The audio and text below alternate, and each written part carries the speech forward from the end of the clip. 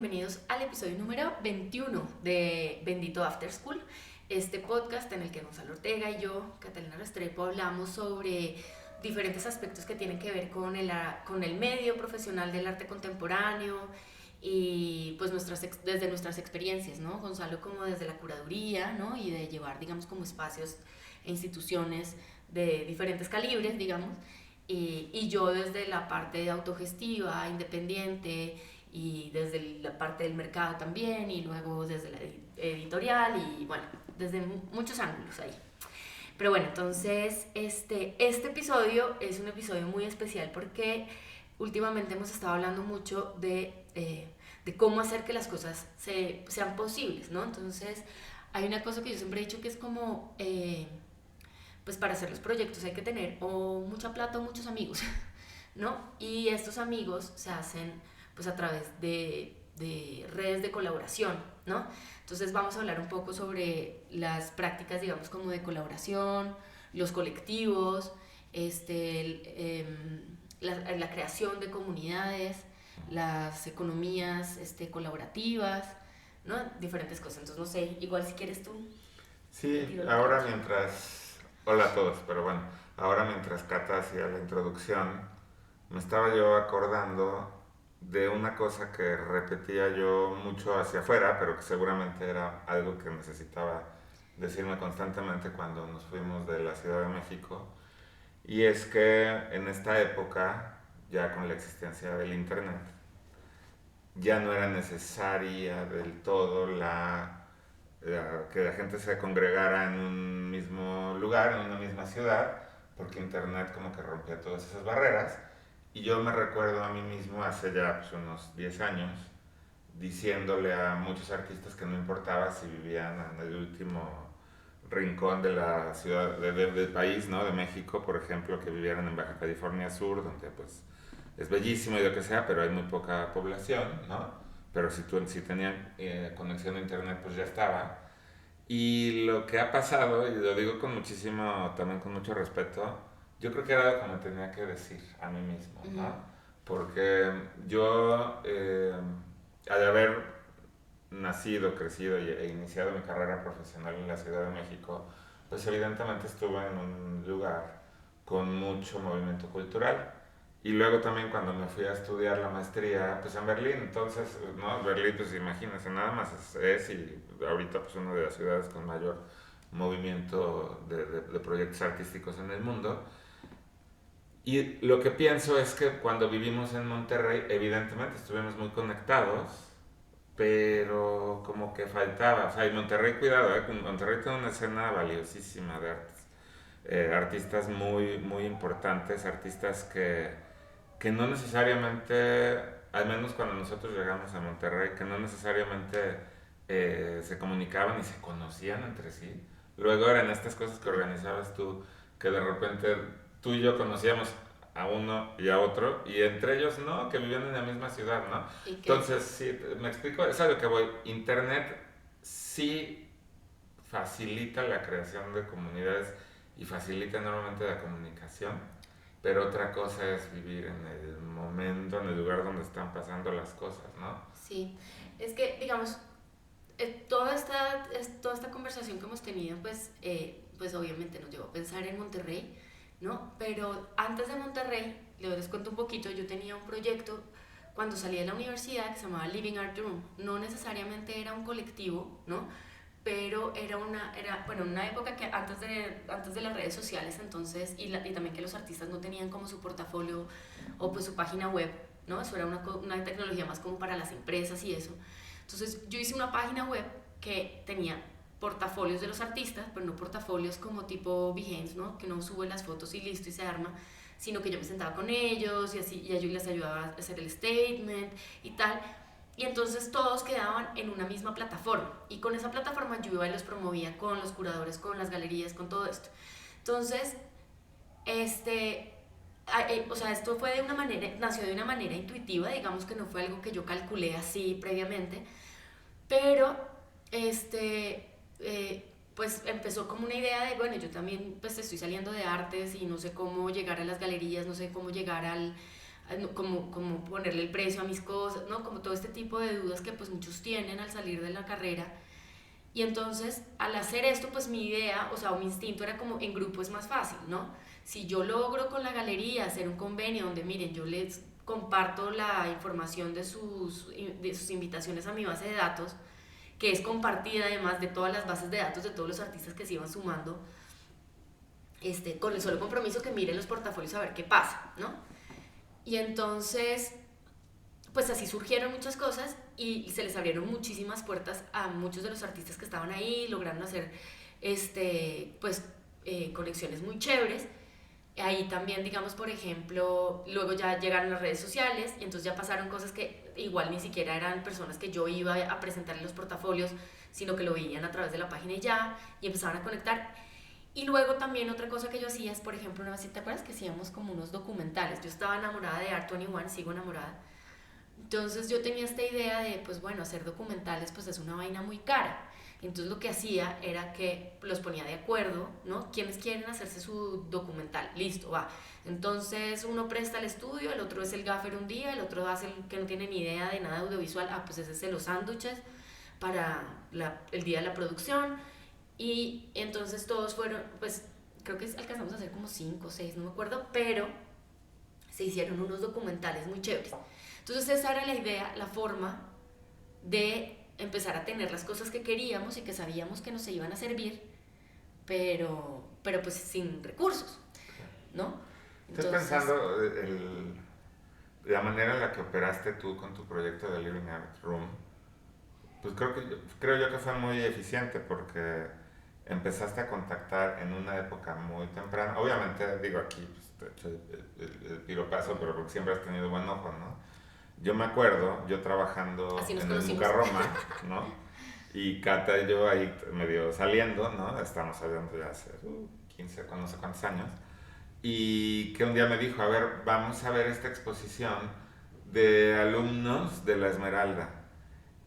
Y si bien yo siempre he estado interesado en estas cosas, como que de repente fue que me invitó a una cosa que no necesariamente hubiera yo puesto mi atención. Y dije, pues vamos a ver la exposición. Bueno, pues ahí estaba Tania Jimena, Alejandra España, tú dime quién es más. O sea, un montón de artistas muy jóvenes de Esmeralda de ese año. Y me acuerdo que fue una gran sorpresa porque pues eran, obviamente la galería de la Esmeralda chiquita, todo como muy, muy apretado, ¿no? Para mostrar muchas cosas. Pero me gustó mucho.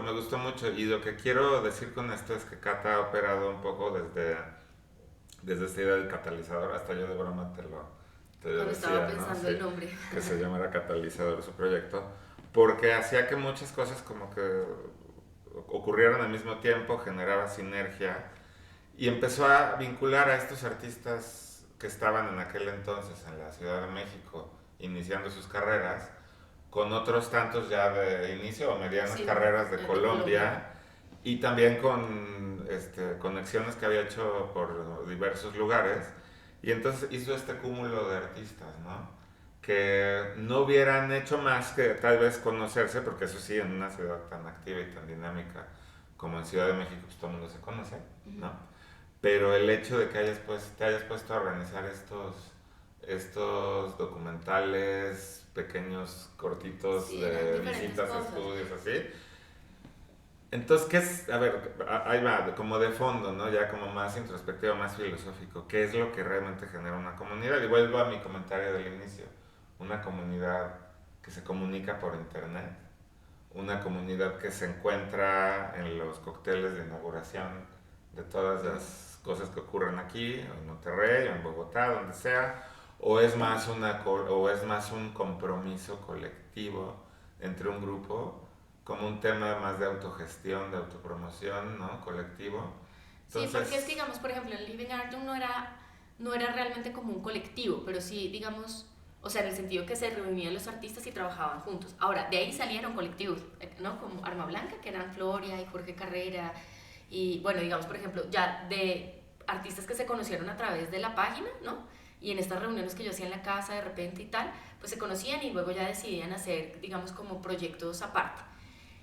Y digamos que eso acá, pues como que tuvo mucho sentido, porque pues hay muchos artistas, muchos espacios, ¿no?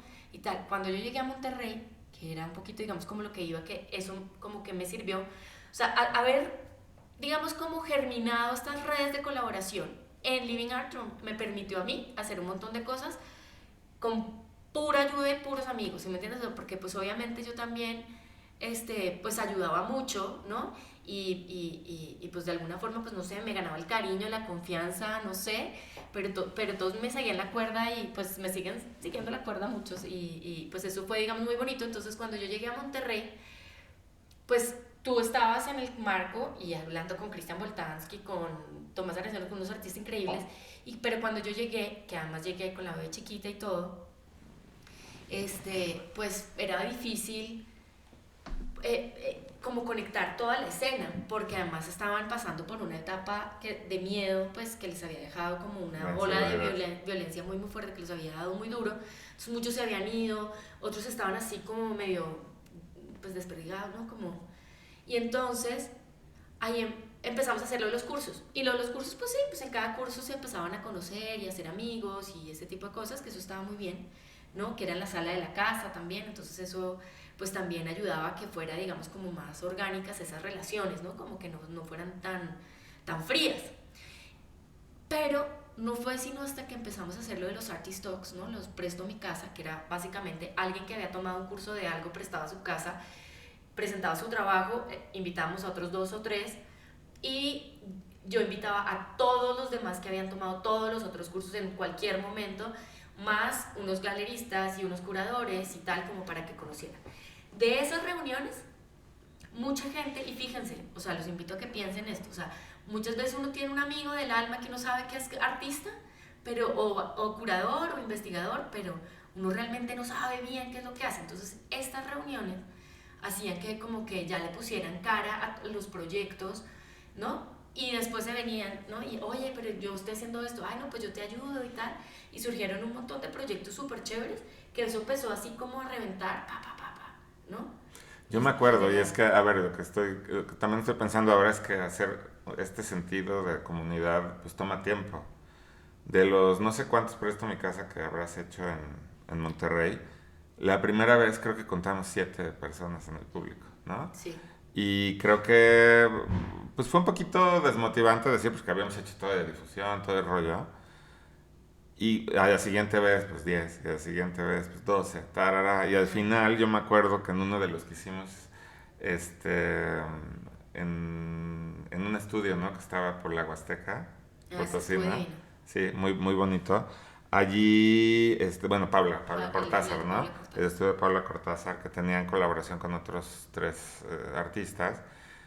Era un poquito más complejo ir en la noche hasta allá y ya estaba lleno, ¿no? Y todo el mundo alguien llevaba así, no sé, algo de comer y otro llevaba un six de cervezas, ¿no? Y se volvió una comunidad. Entonces, la moraleja de este cuento es que generar comunidad lleva tiempo.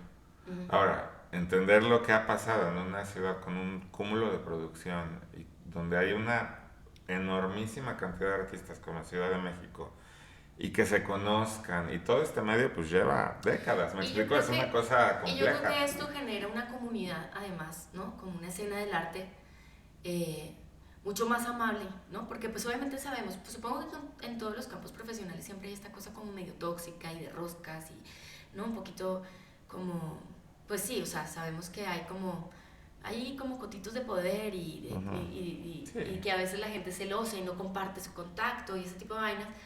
Pero realmente en estas redes de colaboración, pues ahí hay una cantidad de recursos enormes. Porque digamos, por ejemplo, el Art Magazine, después que yo hice esta revista, que era súper high-tech y todo el rollo, o sea, la hice con 0 pesos y realmente la pude haber hecho solo porque había hecho Living Art Room y porque le decía no sé, a algún artista que había estado en la página y que tal vez pues le había ido bien y pues ya nos habíamos hecho así como amigos, como, oiga, venga, hágame esta ilustración, ¿no? Para este artículo, escríbame un texto de tal cosa, oiga, écheme la mano con esta traducción. Y así fue posible, es decir, realmente la hice con 0 pesos, o sea, todo era a punta de redes de colaboración. Y eso, digamos, por ejemplo, es justo volviendo a ese tema de, claro, si uno tiene plata uno puede contratar gente y hacer cosas, ¿no? Pero tal vez cuando está tan metida la plata, pues empieza a ver estas cosas de, ay, no, pues ganaste mucho con eso y no lo estás compartiendo y me estás pagando una bicoca y este tipo de vainas. Sí. Pero en cambio cuando todo el mundo está dispuesto a ayudarle, es decir, yo te ayudo a ti y luego tu amigo que tú le ayudaste me ayuda a mí a otra vaina, claro. Otra cosa es como más desinteresado, ya sé que es una utopía y a medida que he ido creciendo... A ver, no, es que ha habido proyectos, ahorita a bote pronto se me ocurren tres proyectos muy bonitos que generan comunidad. Tú sabes, porque fuimos muchas veces a Casa Vecina, ¿no? En el Callejón de Regina, en el centro, se puso este espacio maravilloso, ¿no? Donde pues realmente no era de interés comercial, era el interés de ir, sí, había buenas exposiciones, no tenían un presupuesto exorbitante, pero ponían buenas exposiciones. Ahí exhibió Momo Hagerman, ahí exhibió Héctor Zamora, Tania Candiani. Me acuerdo que era muy bonito ir a Casa Vecina y era esta idea de pues desplazarte al centro en la noche o en metro, o si uno llevaba el coche ahí estacionado, quién sabe por dónde, y caminar, pero era esta cosa muy atractiva de ir a Casa Vecina, ¿no? Otros dos proyectos que se me ocurren ahora es probablemente de Casa Gallina, que pues maravilloso, ¿no? Que también fue gestionado o curado, ¿no? En un momento dado por Osvaldo Sánchez, a quien queremos mucho y le tenemos mucha confianza por todo lo que ha hecho. Y que, bueno, fue una evolución, ¿no? de otros proyectos que venían antes, ¿no? De Insight, ¿no? Y de quienes patrocinaban y hacían el proyecto de Insight en Tijuana y San Diego. Después evolucionó y se volvió algo así en Casa Gallina. Y pues funciona y funcionó, ¿verdad? Funcionó muy, muy bien durante mucho tiempo con proyectos donde se involucraba a artistas, pero no tanto como en el formato de exposición, sino para compartir como experiencias y saberes. Entonces había cada vez un involucramiento mayor con la comunidad de la zona, y entonces dejaba de ser solo artístico, es otro tipo de enfoque hacia la comunidad. Y el tercero y último, o sea, ya sé que a lo mejor son como nichos, como cúmulos un poquito así, como más aislados, pero que me parecen valiosísimos.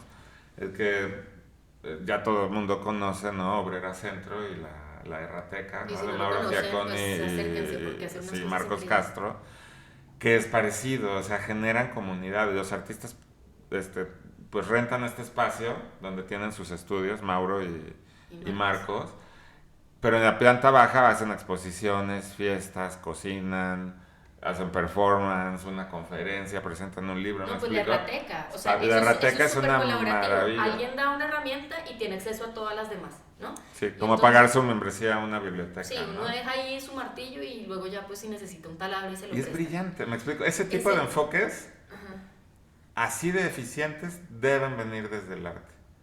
Lo he dicho muchísimas veces. Yo creo que, por ejemplo, si un gobierno en turno se le ocurre poner una casa de la cultura en una colonia así, activarlo, no arranca tan bien, ni tan fácil, ni con tanta precisión y sensibilidad como cuando hay un artista detrás.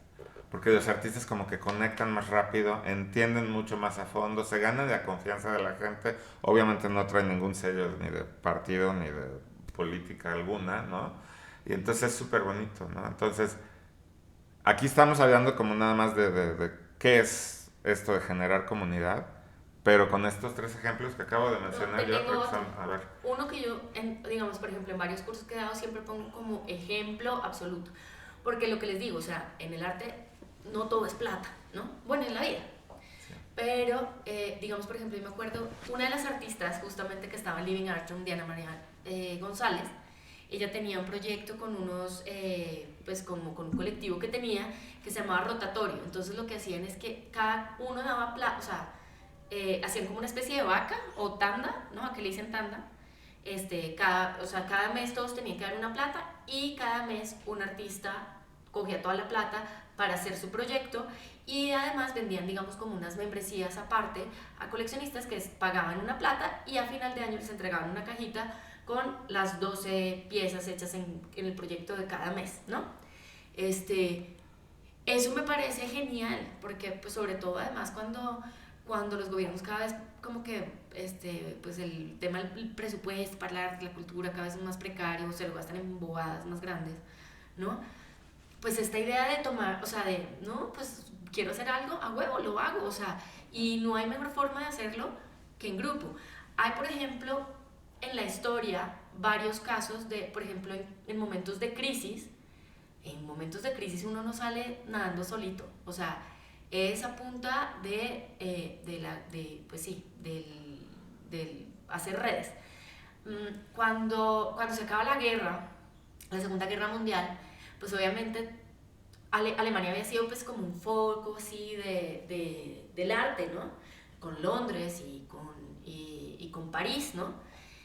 Pero resulta que en Alemania, pues entonces, obviamente después de la guerra, pues todo el mundo de Europa les hacía el foco, pues porque pues, semejante vaca loca que había metido a todo el mundo y tal.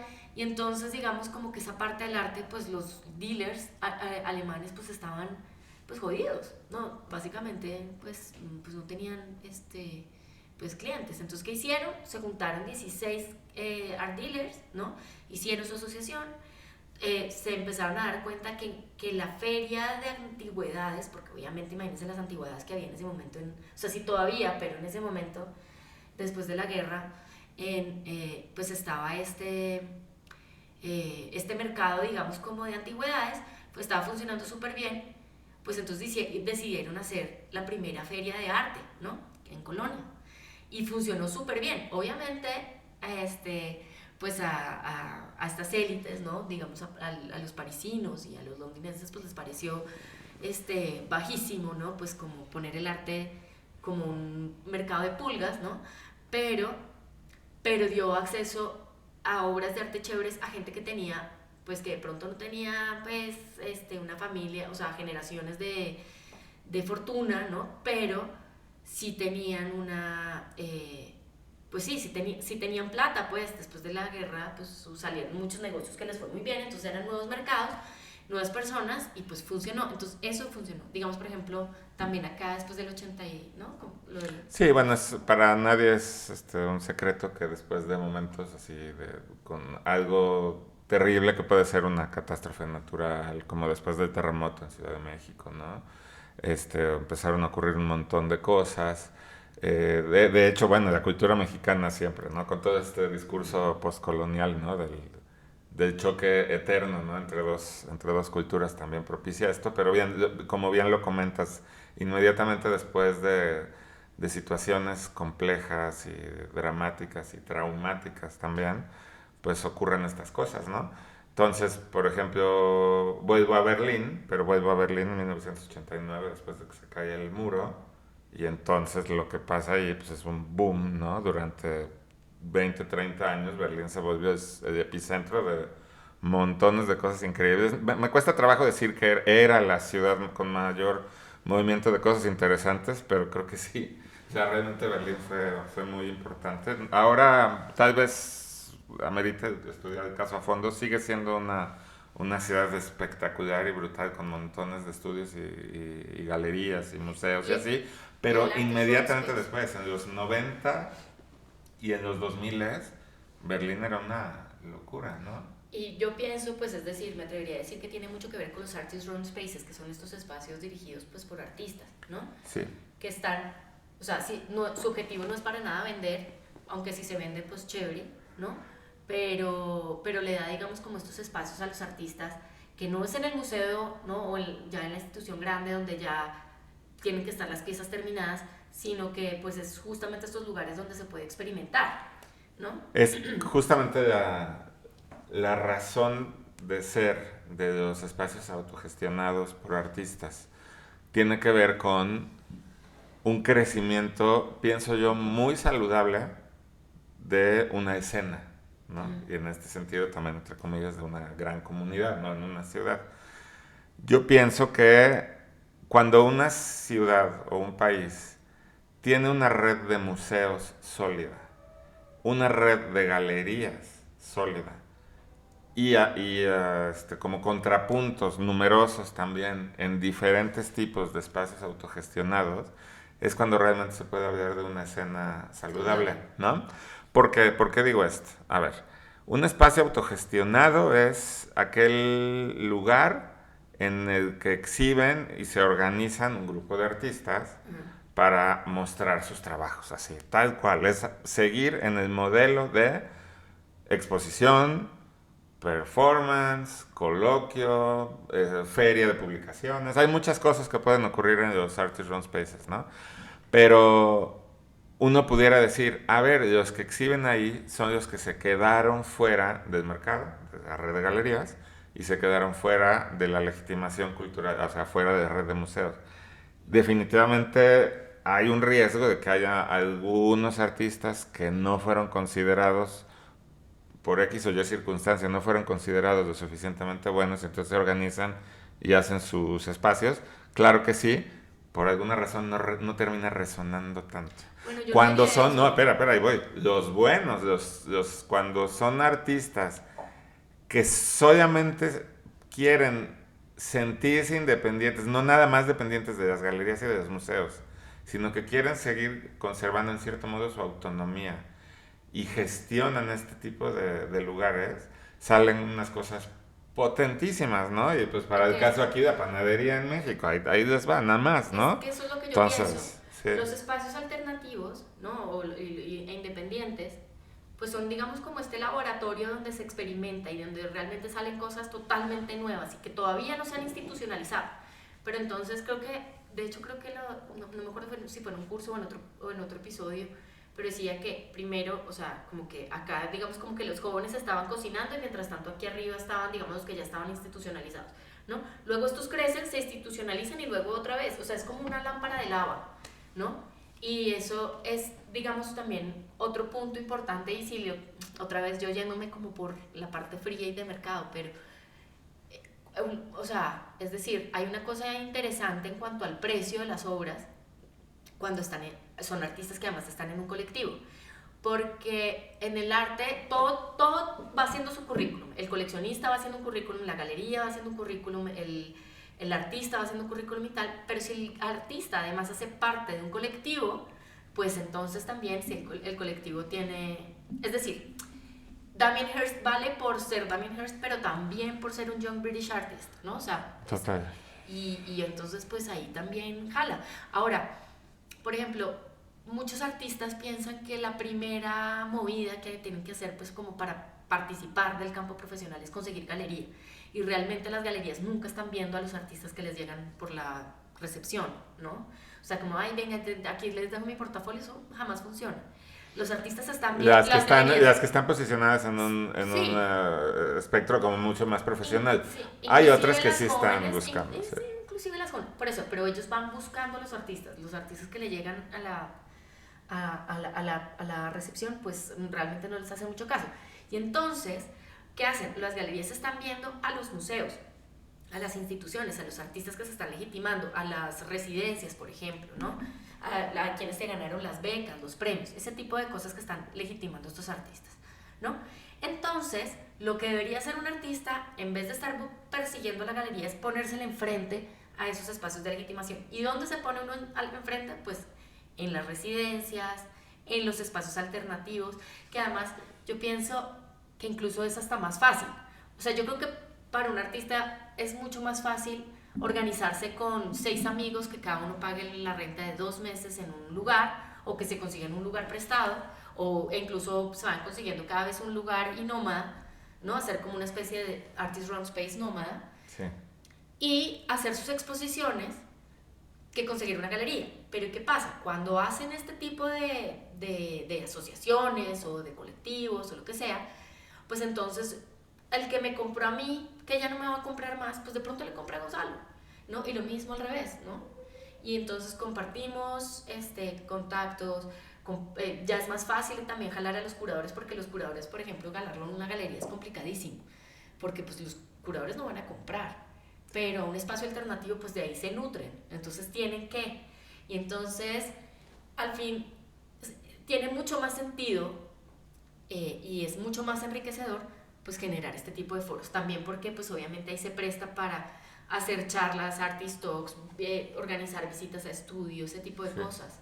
Yo lo que digo es que como es tan difuso y tan ambiguo el concepto de generar comunidad, yo lo único que pienso que está siempre presente, al menos en todos los modelos de éxito que podemos revisar históricamente, es que debe venir de un lugar muy honesto, de un lugar muy legítimo, ¿no? O sea, esa unión entre diferentes proyectos, entre diferentes iniciativas, incluso aunque sean diversos entre sí o diferentes entre sí, pero debe de venir de un lugar honesto, ¿no? Por ejemplo, hace rato comenté rápido lo de la panadería y pues evidentemente ese fue pues, uno de los espacios que ayudaron en la configuración de lo que hoy es la escena de arte en este país, Y ¿no? muchos de los artistas que hoy Y están pues de ahí rompiendo, que están en surgió Curimansuto totalmente. ¿no? Pero de ahí pues fue el proyecto que iniciaron Miguel Calderón y Joshua Cohn en esta antigua panadería en la calle de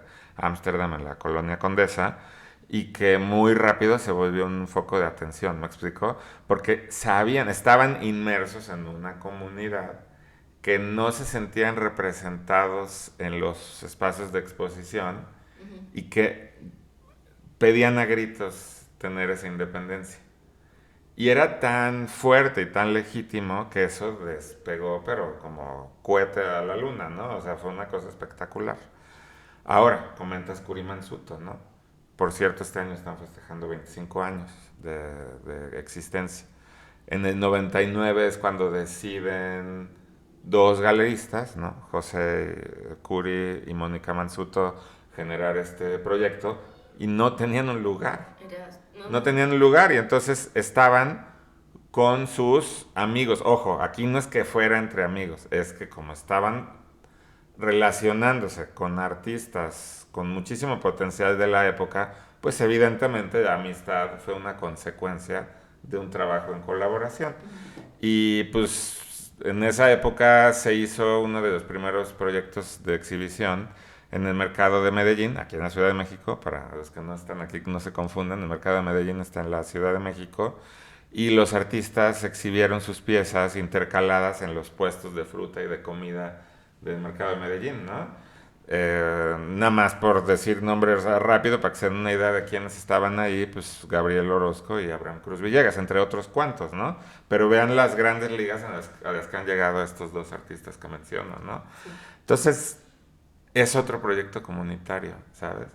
No solo comercial. Estaba muy bonita los comentarios que empezaron a publicar de Curimansuto en redes sociales en el día de su aniversario, porque estaban Mónica y José explicando, ¿no? Que en ese momento era un momento de mucha felicidad, porque se sentían como que estaban iniciando algo nuevo, y que era justamente esto, traían la energía, traían la comunicación, traían la amistad entre ellos, y por eso se generó uno de los proyectos más importantes, al grado de que yo creo que probablemente Curimansuto es la galería más importante de América Latina al día de hoy, ¿no? Sí. Pero digamos, por ejemplo, ahí ahora que dices Gabriel Orozco también, digamos, lo que hacían ellos, ¿no? El taller de los viernes que después fue de bueno, sí, eso fue antes, o sea, y luego, pues, sí, digamos, sí. Que los hijitos fueron... A ver, no, es que hay momentos en la historia de México, insisto, estos son catalizadores que están desperdigados en el tiempo, ¿no? Pero estos momentos de colaboración, de comunión entre ideas, de necesidad de intercambiar puntos de vista, de ser críticos unos con otros, ha habido varios, ¿eh?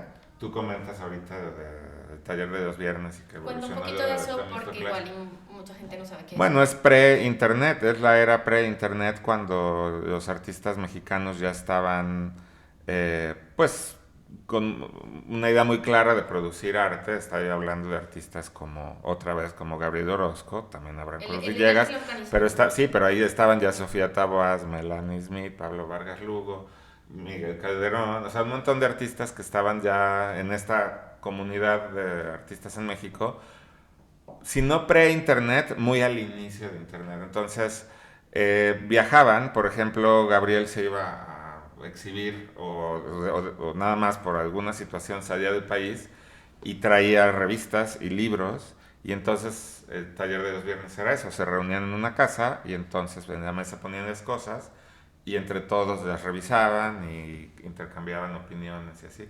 Vean qué fuerte, ¿no? Una era pre-internet Y de todas maneras este proyecto social colectivo de ellos, pues vean a dónde desembocó, o sea, es una maravilla, ¿no? Eso que dices, digamos, por ejemplo, de que sea honesto y que sea, digamos, como, ¿no? De que sea sin pretensiones, o sea, no es como de, ay, voy a hacer un taller así para volverme como Gabriel Orozco y entonces vender a millones de dólares todos mis bien cuadros. tiene que venir de un lugar Tiene que venir de realmente, sí, como una necesidad colectiva y como con una idea de crecer juntos, o sea, también, o sea, que en la medida que me va bien a mí, también le va bien al otro. Que eso es una cosa que yo siempre digo y que eso es, digamos, una de las cosas que me parecen más interesantes del arte, que pues hay muy pocas, bueno, yo no conozco otro tipo de inversión así, donde ganan unos, pero ganamos todos. Porque en la medida que, si alguien vende un cuadro, si un artista vende un cuadro, ganamos todos. Porque quiere decir que es un granito de arena en una, o sea, hay un nuevo coleccionista que está apoyando a un artista, es un artista que puede seguir produciendo y que por lo mismo, o sea, todos empiezan a crecer y pues empieza a impactar pues a toda la comunidad. Claro. Y eso es increíble. Entonces, digamos, por ejemplo, también obviamente veo que hay como gente que se reúne a hablar pero no llegan a nada, ¿no? Que es como que también que se reúnen, hablan y como que y se les va todo, digamos, como en una pose y como en una cosa ahí de lo que hablábamos en otro episodio, ¿no? De este lenguaje y como que no llegan a nada, no, hay que ser proactivos, o sea, sí hay que... Por eso, si viene de un lugar legítimo, si hay una preocupación real, si hay un empuje y las ganas de que los miembros, cada uno trae consigo mismo de volverse profesional, esos inicios, ¿no? de comunidades, esos como nodos, Ajá. se vuelven muy poderosos, ¿no? Digo, aquí no vamos a hacer un ejercicio de historia, estamos hablando de lo que está como, entre comillas, en el horizonte más cercano, ¿no? Pero pues en esta ciudad, digo, nos podemos ir hasta de la modernidad, ¿no? Cuando pues, llegaron todos los artistas emigrados, ¿no? No, los artistas que emigraron de Europa a México, y desde ahí pues ya es una comunidad, o sea, y en esa comunidad pues estaban André Breton, León Trotsky, Diego y Frida, ¿no? Ese es un momento espectacular. Y de ahí, seguramente para atrás, ¿no? Lo que pasa es que me estoy yendo ahorita al más anterior que me puedo yo imaginar. Tú comentas de los grupos, ¿no? Que se conocen como los grupos artísticos de México de los 80, aunque realmente es en el 78-79 cuando un profesor de la Escuela Nacional de Artes Plásticas que se llamaba Ricardo Rocha, no como el reportero, Ricardo Rocha, un profesor que daba clases de pintura y daba clases de pintura mural, se pone de acuerdo con sus alumnos para salir a la calle y hacer murales en bardas. Es como un pre-graffiti, es una cosa muy interesante que pasó en México. Y tenemos que considerar que fue un momento también con una algidez pues, muy importante porque veníamos de poco más de una década y media tal vez, de una represión brutal después de los movimientos del 68 en México, donde no se podía hacer manifestaciones públicas, no se podían ni reunir. O sea, ¿no? Si el gobierno detectaba que había reuniones de un determinado número de jóvenes, ya era considerado una especie ahí como de riesgo, ¿no? Entonces de ahí venía, entonces el poder que tuvo esto, que se empezaron a conformar diferentes grupos, ¿no? Se volvió en una de las cosas también más importantes. Entonces, bueno, vuelvo nada más como a lo mismo, ¿no? La realidad ahora de esta gran comunidad que existe en Ciudad de México, ¿no? Que pienso yo que es uno, si no es que es el centro de producción cultural ahora más importante en América Latina, ¿no? Con unas contrapartes impresionantes también en Sao Paulo, también ahora en Bogotá, ¿no? En Buenos Aires. Pero sí, definitivamente yo percibo que ahora hay como una fervor, una cosa muy especial ocurriendo aquí. Esto no es nuevo, ¿no? Esto se lleva construyendo desde hace más de 100 años, ¿no? Entonces esta noción de comunidad es muy importante. Sí, y yo creo que para esta noción de comunidad, o sea, es importante como entender al individuo, ¿no? Como cada eslaboncito, digamos, que hace esta cadena. Porque si, digamos, por ejemplo, eso es algo que yo siempre les aconsejo mucho a los artistas o a los gestores, curadores, así como jóvenes, ¿no? hay dos formas de, digamos, como de crecer en el campo laboral, ¿no? Está obviamente siendo el practicante y de ir subiendo de a poquitos, que eso yo pienso que es un poco difícil, también depende de lo que uno quiera, ¿no? Como cuáles son las aspiraciones. Pero digamos, por ejemplo, hace poco que leía en Facebook un comentario, una denuncia, una crítica que hacía un amigo, pues un gestor que tenía un proyecto muy chévere allá en Monterrey, que le habían hecho una vida súper tóxica, lo jodieron en el trabajo, en un festival importante allá, que lo trataron terrible, que no sé qué, y que entonces que estaba sin trabajo y que estaba además con estrés postraumático y cuánta vaina. Y digamos, por ejemplo, mi consejo es, si es un artista, o sea, si es un gestor o curador o artista, lo que sea, que es tan bueno, tengan cuidado, digamos, si se meten en un trabajo, porque siempre, pues obviamente el que está más arriba va a tener miedo que uno sea muy bueno porque va y le quita el puesto, ¿no? Hay de todo. Hay de todo, pero es como que se atrevan a hacer proyectos, ¿no? Y proyectos donde ustedes ayuden muchísimo, colaboren con todo el mundo, o sea, métanse a lo que puedan, cuando son jóvenes se pueden dar el lujo, digamos, como de, pues no tienen responsabilidades, que hay que pagar el colegio de los niños y la renta, y no, de pronto viven todavía en la casa de sus papás, lo que sea. Ahí es cuando ustedes tienen que invertir en las redes de colaboración. Entre más yo ayude a hacer proyectos, a ayudar a artistas, a ayudar a gestores, a curadores, y generar esas redes, o sea, eso también es como plática en mano, o sea, después con eso ustedes van a poder ir creciendo, y entonces en lo que tal vez el otro que empezó desde practicante va subiendo poquito a poquito, ¿no? Ustedes ya tienen una experiencia mucho más amplia, y que cuando llegue el momento de tener hijos y de pagar casa y todo este tipo de vainas, pues ya ustedes pueden cobrar muy bien por todo lo que saben, ¿no? Entonces a mí me parece una idea muy bonita como para cerrar el día de hoy. Creo que para generar comunidad es eso, ¿no? De hacer proyectos de colaboración. Yo añadiría, hay que ser generosos. Sí. Hay que compartir el conocimiento sin miedo. Lo que uno sepa y le pueda transmitir a los demás es sumamente valioso. Incluso pues muy modesto ejercicio que hacemos Cata y yo con este podcast es justamente eso, ¿no? Contribuir un poquito para los pocos o muchos que nos quieran escuchar en redes. Pero hay que ser generosos, hay que ser compartidos, hay que ser abiertos. Y esto, aunque de momento aparentemente no nos reporte algo muy bueno, a mediano plazo trae cosas maravillosas. Sí, y además hay una vaina ahí que es como, pues como muy interesante, ¿no? Que es que al final, pues uno se siente útil, ¿no? Con lo poquito, mucho que uno logre ayudar y apoyar a alguien, o que de repente con una ayudita que un buen consejo que uno le dio a alguien, o que uno le ayudó en la carpeta a hacerla, no sé, un día antes, a la aplicación de una beca, una residencia, alguna vaina, algo que uno haya ayudado, y ver que ese artista o ese curador o esa persona le está yendo súper bien, pues eso es chévere. Ahora, ya, digamos, como yo les digo, o sea, cuando que empecé así con todas las ganas y sin preocupaciones, todavía no tenía hijos, entonces era así, ¿no? Como que toda entregada. Y pues con los años pues se le empiezan a pasar a uno cagaditas, y luego gente que de repente no es tan, o sea, no paga, digamos, como con la misma moneda, ¿no? Y cosas que tal vez como que se la van bajando a uno. Pero entonces ahí, digamos, el único consejo es, sean súper generosos, pero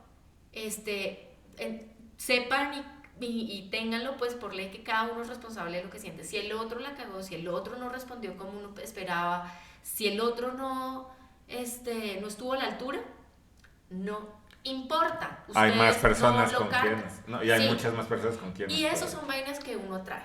O sea, yo me acuerdo que una vez vino una galerista australiana, cuando tenía lo de la página de los portafolios. Entonces ella era amiga de unos amigos, y entonces nos pusimos de acuerdo, ella iba a venir para, no sé, para un Sonamac o alguna vaina, y entonces yo le dije, mira, yo tengo esta página, puedes ver qué artistas te gustan, yo te los organizo en un solo lugar para que pues revises sus portafolios, y ya, todo bien. O sea, si quieres venderlos, si quieres exponerlos, o sea, que sea para tu rooster, lo que quieras, tú date.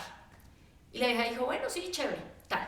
Y entonces organizamos esa comidita en la casa de mis amigos.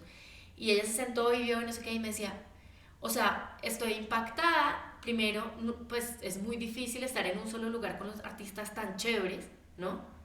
Pero además de eso, tan queridos. O sea, pues porque obviamente uno en el arte hay mil divas y, ¿no? Y así. Y ella me decía que, o sea, lo que más le había impactado es que todo el mundo era re bacán.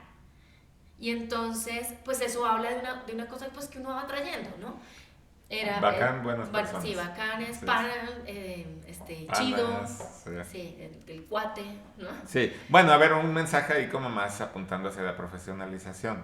Tampoco todo lo que se hace entre amigos necesariamente va a tener ese valor, ¿no? O sea, ¿sabes? Yo sí creo que hay que ser generosos, compartidos, abiertos, pero siempre con una idea clara, o sea, ¿no?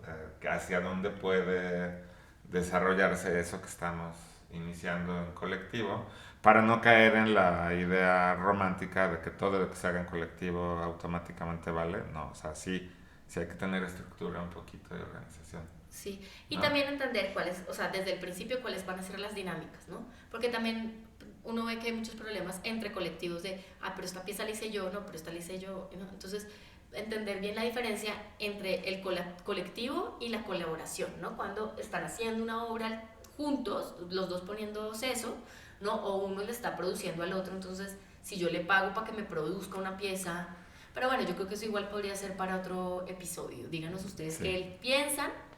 Esperamos los comentarios, cuéntenos ustedes qué ejemplos de buenas prácticas, ¿no? De colaboración o de comunidad o de colectivos conocen. Y pues bueno, entonces nos vemos pronto, nos vemos el próximo lunes. Bye. Bye.